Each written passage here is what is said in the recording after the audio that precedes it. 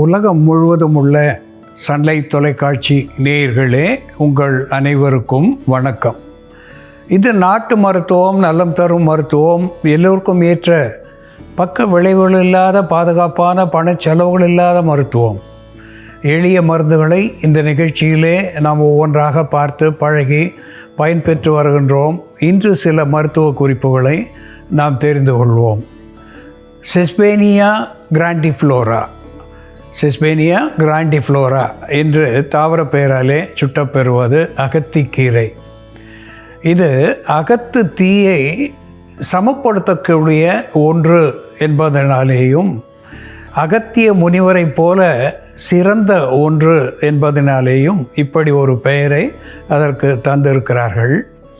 இந்த அகத்திக்கீரையை நாம் சூரணித்து வைத்துக்கொண்டு, உலர்த்தி இடித்து சூரணித்து வைத்துக்கொண்டு அன்றாடம் காலையிலே ஒரு தேக்கரண்டி அளவுக்கு வாயிலிட்டு சிறிது உப்பிட்ட நீராகாரத்தை பருகுகின்ற பொழுது வயிற்றிலே இருக்கின்ற புண்கள் அத்துணையையும் ஆற்றக்கூடிய வல்லமை உடையதாக இந்த அகத்தி சூரணம் விளங்குகிறது. குன்மம், அல்சர் என்றெல்லாம் சொல்லக்கூடிய வயிற்று புண்களை அகற்றுவது மட்டுமில்லாமல் வயிற்று பூச்சிகளை ஆன்டிஹெல்மின்திக் என்கின்ற வகையிலே பூச்சிகளை வெளித்தள்ளி கல்லீரல், மண்ணீரலுக்கு பலம் தரக்கூடியதாகவும் அகத்திக்கீரை விளங்குகிறது. நீர் இழிவையும் கட்டுப்படுத்தக்கூடியதாக திகழ்கிறது. அன்பான நேயர்களே, லவ்சோனியா இன்னர்மிஸ் என்று தாவர பெயராலே சுட்டப்பெறுவது மருதோன்றி, அழவனம் என்றெல்லாம் பெயர்களை உடையது. இந்த மருதாணி இலைகளை நசுக்கி சாறாக்கி ஒரு தேக்கரண்டி அளவுக்கு காலையிலே எடுத்து அதை அரை டம்ளர் நீரிலிட்டு சிறிது வெல்லம் சேர்த்து ஒரு மாத காலம் அன்றாடம் பருகி வருகின்ற நிலையிலே உடலிலே இருக்கின்ற உஷ்ணத்தை தணிக்கக்கூடியதாக இது விளங்கும். அதோடு கூட வெள்ளை ஒழுக்கு, வெட்டை, மேக ஒழுக்கு இவற்றையெல்லாம் போக்கக்கூடிய ஒன்றாக இருந்து உடலுக்கு குளிர்ச்சி தந்து தோலுக்கு மினுமினுப்பை தரக்கூடியதாக இந்த அழவனச்சாறும் வெல்லமும் அன்றாடம் பருகுவது நமக்கு பலன் தரும் என்பது உண்மை.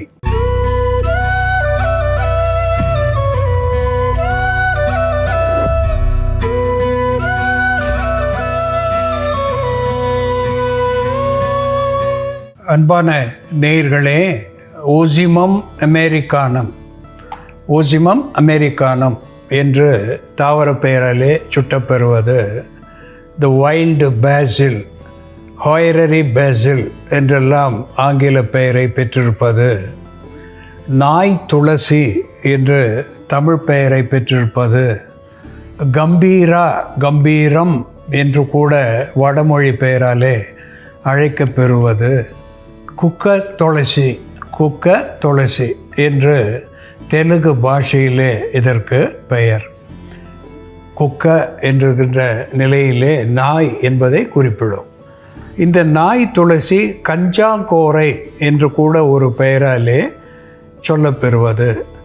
இது துளசியைப் போலவே மிக காரமுடையதாக விளங்குகிறது. சன்னி, சீதளம் போன்ற நோய்களுக்கு இது மருந்தாகிறது. தோல் நோய்களுக்கு மருந்தாகிறது. ஆன்டிஹெல்மின்திக் என்கின்ற வகையிலே வயிற்று பூச்சிகளை வெளித்தள்ளுகிறது. ஆஸ்மாட்டிக் என்கின்ற வகையிலே ஆஸ்மா என்கின்ற மூச்சு இழுப்பு, இரைப்பு இவற்றை போக்குகிறது. ஒரு டீகன்ஜஸ்டன்ட் என்கின்ற நிலையிலே சுவாச பாதையை பற்றிய சளியை கரைத்து வெளித்தள்ளக்கூடிய ஒன்றாக திகழ்கிறது. ஃபெப்ரிஃப்யூஜ் என்கின்ற வகையிலே வேர்வையை பெருக்கி காய்ச்சலை தணிக்கக்கூடியதாக விளங்குகிறது. இந்த பைல்ஸ் என்று சொல்லக்கூடிய மூல நோயை இது தணிக்கக்கூடியதாக, தவிர்க்கக்கூடியதாகவும் விளங்குகிறது. இப்படி பல்வேறு மருத்துவ குணங்களை உடைய இந்த நாய் துளசி எப்படி மருந்தாகிறது என்று செயல்முறையிலே பார்ப்போம் வாருங்கள். நேயர்களே, நாம் இன்னைக்கு நாய் துளசின்னு சொல்லக்கூடிய கஞ்சாங்கோரை செடியோட மருத்துவ குணங்கள் என்ன, அதோட பாகங்களை நாம் எப்படியெல்லாம் மருந்தாக பயன்படுத்துறதுன்னு பார்க்கலாம். முதல்ல நாம் கஞ்சாங்கோரை செடியோட இலைகளை பயன்படுத்தி சளி, இருமல், கோழைக்கட்டு, செரிமான கோளாறுகளை சரி செய்யக்கூடிய ஒரு மருந்து தயார் பண்ணலாம். இதற்கு தேவையான பொருட்கள்: நாய் துளசி இலைகள், சுக்கு, ஏலக்காய், தேன். பாத்திரத்தில் கொஞ்சம் நீர் விட்டுக்கலாம். நாய் துளசி இலைகள் பார்ப்பதற்கு துளசி செடி மாதிரி தான் சின்னதாக இருக்கும். அதோட இலைகள் மட்டும் பார்த்தோம்னா ஓவல் ஷேப்பில் இல்லாமல் நல்லா இந்த மாதிரி நீளமாக இருக்கும். இந்த இலைகளை நம்ம கசக்கினோம்னா நல்ல வாசனை இருக்கும். இதோட சுவை பார்த்தோம்னா சிறுங்காரம் இருக்கும். துளசிக்கு எப்படி சிறுங்காரம் இருக்கோ அதே மாதிரி இந்த இலைகளுக்கும், நாய் துளசி இலைகளுக்கும் சிறுங்காரம் இருக்கும். இது விதைகள் மூலமாக பரவக்கூடிய ஒரு செடி. துளசி விதைகள் மாதிரி இல்லாமல் கொஞ்சம் மாறுபட்டு இருக்கும். இதோட பூக்கள் கதிர்பச்சையோட பூக்கள் மாதிரி இந்த பூக்கள் இருக்கும். இப்படி நீட்டாக கதிர்களாக இருக்கும். இதில் வெள்ளை வெள்ளையாக பூக்கள் வரும். அதுக்கப்புறம் இதில் தான் விதை வரும். விதைகள் மூலமாக பரவக்கூடிய ஒரு செடின்றதுனால இந்த விதைகளை போட்டு விட்டாலே நம்ம தொட்டிலேயே கூட, மாடி தோட்டத்தில் கூட இந்த நாய் துளசி இலைகளை வளர்க்கலாம். மழைக்காலங்களில் இது தானாக வளரக்கூடிய ஒரு செடி. மழைக்காலங்களில் வரக்கூடிய நோய்களுக்கு மருந்தாக இருக்கக்கூடிய செடி. சளி, இருமல், தும்மல் போன்ற பிரச்சனைக்கு நாய் துளசி இலைகளை நம்ம நீரில் இட்டு கொதிக்க வச்சு ஆவி பிடிச்சிட்டு வந்தோம்னா நமக்கு தலைபாரம் கம்மியாகும். அதே போல் ஒரு ஹெர்பல் டீக்காகவும் நாய் துளசி இலைகளை நம்ம பயன்படுத்தலாம். ஜஸ்ட் நம்ம ஹாட் வாட்டரில் நாய் துளசி இலைகள் ஒரு 5 to 10 இலைகள் போட்டு கொஞ்சம் நேரம் ஊற வச்சுட்டு அதுக்கப்புறம் அந்த தண்ணியை மட்டும் வடிகட்டி இளஞ்சூடாக நம்ம குடிச்சிட்டு வரும்போது தொண்டை நோய்களை தீர்க்கக்கூடிய மருந்தாக இது செயல்படும். இப்போ நாய் துளசி இலைகள் ஒரு 5-6 இலைகள் சேர்த்துக்கலாம். அதோடு நம்ம சுக்கு பொடி, சுக்கு, வாதம், கபம் இவை இரண்டையும் கட்டுப்படுத்தக்கூடிய மருந்தாக இருக்கிறதுனால நம்ம சுக்கு பொடி சேர்க்குறோம். அதோட ஒரு ஏலக்காய் சேர்க்குறோம். இந்த டீயை நாம் மழைக்காலத்தில் அன்றாடம் எடுத்துக்கொள்ளக்கூடிய ஒரு டீயாகவும் பயன்படுத்தலாம். காலையில் எழுந்ததும் தினமும் இந்த டீ காலையில் ஒரு 50 ml அளவுக்கு நம்ம குடிச்சிட்டு வந்தோம்னா மழைக்காலத்தில் கபத்தினால் ஏற்படக்கூடிய தொந்தரவுகள் ஏற்படாமல் இருக்கும். மழைக்காலத்தில் ஏற்படக்கூடிய மந்தம் கம்மியாகும். குறிப்பாக ஜீரண மண்டலம் சரியாக வேலை செய்யாமல் நமக்கு டைஜஷன் ப்ராப்ளம் ஏற்படும். சாப்பிட்டது நிறைய நேரம் நமக்கு ஜீரணம் ஆகாத மாதிரி இருக்கும். பசியும் சரியாக எடுக்காது. அப்படி இருக்கும்பொழுது நம்ம சுக்கு, ஏலக்காய் சேர்த்து இந்த நாய் துளசி இலைகளை கஷாயம் பண்ணி குடித்தோம்னா நல்லா பசி எடுக்கும், ஜீரணமும் நல்லா ஆகும். நாய் துளசி இலைகளை நம்ம மூலத்துக்கான மருந்தாகவும் பயன்படுத்தலாம். விளக்கெண்ணெயில் நாய் துளசி இலைகளை வதக்கிட்டு அதை ஆசன வாயில் வச்சு கட்டிட்டு வரும்பொழுது மூலத்தினால் ஏற்படக்கூடிய நமைச்சல், ஆசன வாயில் கிருமி தொற்றினாலும் மூலத்தினாலும் ஏற்படக்கூடிய நமைச்சல் கண்ட்ரோல் ஆகும். அதே போல் நாய் துளசி இலைகளை நம்ம மிளகோடு சேர்த்து கொதிக்க வச்சு கஷாயமாக குடிச்சிட்டு வரும்பொழுது காய்ச்சலை தணிக்கக்கூடிய மருந்தாகவும், உடலில் தேங்கியுள்ள அதிகப்படியான நீரை வியர்வை மூலமாகவும் சிறுநீர் மூலமாகவும் வெளித்தள்ளக்கூடிய மருந்தாகவும் இது செயல்படும். அதனால் நமக்கு உடம்புல நீர் கோத்துட்டு இருந்ததுன்னா நாய் துளசி இலைகளை மிளகோடு சேர்த்து நம்ம கொதிக்க வச்சு கஷாயம் பண்ணி குடிக்கலாம். குடிநீர் இப்போ தயாராகிடுச்சு. இதை வடிகட்டிடலாம். வடிகட்டிட்டு இதோட தேன் சேர்த்துக்கலாம். நாய் துளசி இலைகளை நல்லா கசக்கிட்டு பிழிஞ்சு சாறு எடுத்து அந்த சாறு ஒரு 5 துளி, அதோட கொஞ்சமாக பால், ஒரு 20 ml அளவுக்கு பால் மிக்ஸ் பண்ணிவிட்டு குழந்தைங்களுக்கு கொடுத்துட்டு வரும்பொழுது குழந்தைங்களுக்கு ஏற்படக்கூடிய அதிகப்படியான விக்கல் போன்ற பிரச்சனைகள் சரியாகும். செரிமான கோளாறுகள் சரியாகும். இதோட நம்ம இப்போ தேன் சேர்த்துடலாம். நாய் துளசி இலைகள், ஏலக்காய், சுக்கு மற்றும் தேன் சேர்ந்த இந்த மருந்து காலை மாலைன்னு 2 வேளையும் 30 to 60 ml அளவுக்கு 3 to 5 நாட்கள் நம்ம தொடர்ந்து எடுத்துக்கும் பொழுது சளி, தலைபாரம், மூக்கடைப்பு போன்ற பிரச்சனைகளை சரி செய்யக்கூடிய மருந்தாகவும் ஜீரண கோளாறுகளை சரி செய்யக்கூடிய மருந்தாகவும் இது செயல்படும். அன்பான நேயர்களே, சாலை ஓரங்களிலே நமக்கு மிக எளிதாக கிடைக்கக்கூடிய மூலிகைகளிலே ஒன்று நாய் துளசி. ஓசிமம் அமெரிக்கானம், ஹோயரி பேசில் என்றெல்லாம் தாவர பெயரை பெற்றிருப்பது. சங்கர துளசி என்று கூட இதற்கு ஒரு பெயர் உண்டு. இந்த நாய் துளசி குறிப்பாக சீதள நோய்கள், இருமல், சளி போன்றவற்றை போக்குவதிலே முதன்மை வகிக்கின்ற ஒரு மருந்து.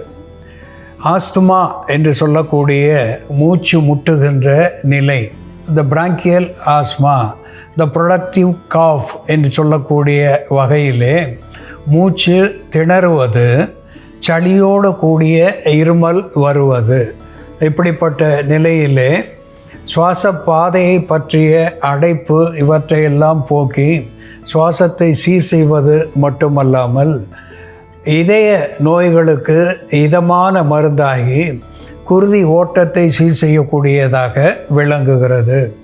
ஒரு டைஜஸ்டிவ் என்கின்ற வகையிலே செரிமானத்தை சீர் செய்வது மட்டுமல்லாமல் ஒரு அப்பிடைசர் என்கின்ற வகையிலே மீண்டும் பசியை தூண்டக்கூடிய ஒன்றாக திகழ்கிறது. த டியூபர்குலோசிஸ் என்று சொல்லக்கூடிய என்புருக்கி நோய். இந்த என்புருக்கி நோய்க்கு அடிப்படையான த டியூபர்குலின் பேசிலஸ் என்று சொல்லக்கூடிய நுண்கிருமிகளை அழிக்க வல்ல தன்மையுடையது நாய் துளசி. இந்த காசநோய் உடையவர்கள் அன்றாடம் இதை தீநீராக பருகுகின்ற பொழுது வெகு சீக்கிரத்திலே அவர்களுக்கு அந்த நோயிலே இருந்து விடுதலை கிடைக்கும். இதனோடு ஆங்கில மருந்துகளையும் சேர்த்து எடுத்துக்கொள்ளுவதிலே தவறு ஏதும் இல்லை. இதை உள்ளுக்கு நாம் பருகுகின்ற நிலையிலே மலச்சிக்கலை போக்குகிறது. மூலம் என்று சொல்லக்கூடிய பைல்ஸ், பல்வேறு விதமான மூலம், ப்ளீடிங் பைல்ஸ், ப்ரொட்ரூடிங் பைல்ஸ் என்று சொல்லக்கூடிய மூலங்களை எல்லாம் போக்கக்கூடியதாக இது விளங்குகிறது. மேல்பற்றாக போட்டு வைக்கின்ற நிலையிலே ஆசன வாயை பற்றிய த ஃபிஷர் என்று சொல்லக்கூடிய ஆசனவாய் வெடிப்பு இவற்றை போக்கக்கூடியது. அதோடு கூட த ஃபிஸ்டுலா என்று சொல்லக்கூடிய கொப்புளங்கள் எழுந்து ஏற்பட்ட புண்கள் அவற்றை ஆற்றுகின்ற வல்லமை உடையதாக திகழ்கிறது. குறிப்பாக சுவாச பாதையை சீர் செய்து சளியை கரைத்து வெளித்தள்ளுகிறது, செரிமானத்தை சீர் செய்கிறது, புண்களை ஆற்றுகிறது. அதோடு கூட நோய் எதிர்ப்பு சத்துவத்தை இது தருகிறது. இதனோடு ஜிஞ்சிபர் அஃபிஷினேல் என்று சொல்லக்கூடிய சுக்கு முத்தோஷ சமனியாக வாத பித்த சிலேத்தும நோய்களுக்கு ஒரு அருமருந்தாகி பயன் தருவதனாலே சுக்கு இதனோடு சேர்த்திருக்கின்றோம். எலட்டேரியா காடமோம் என்று சொல்லக்கூடிய ஏலம் சேர்த்திருக்கின்றோம். ஏலமும் சளியை கரைத்து வெளித்தள்ள வல்லது. இதய நோய்களுக்கு இதமான சூழ்நிலையை உருவாக்கி குருதி ஓட்டத்தை சீர் செய்யக்கூடியது. வாய் நாற்றத்தை போக்க செய்யக்கூடியது. த பேட் ஓடர் என்று சொல்லக்கூடிய துர்நாற்றத்தை போக்க வைக்கக்கூடியது. கார்மினேட்டிவ் என்கின்ற வகையிலே அகட்டுவாயு அகற்றியாகவும் விளங்குகிறது. நாய் துளசி அதனோடு சுக்கு ஏலம் சேர்த்து இனிப்புக்காக தேன் சேர்த்து ஒரு பானமாக இங்கே நாம் வைத்திருக்கின்றோம். இதை அந்தி சந்தி என்று இருவேளை ஒரு மண்டலம் பருகுகின்ற நிலையிலே காசநோயிலே இருந்து நமக்கு விடுதலை தரும்.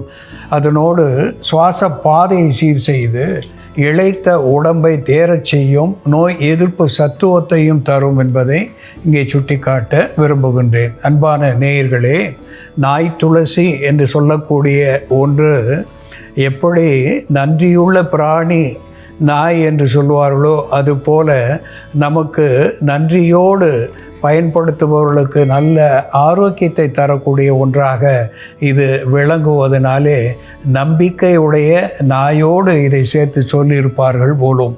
அன்பான நேயர்களே, நாய் துளசி எப்படி மருந்தாகிறது என்று நாம் தெரிந்து கொண்டோம். இதுபோல வேறு ஒரு மருத்துவ குறிப்போடு நாம் மீண்டும் சந்திப்போம். நன்றி, வணக்கம்.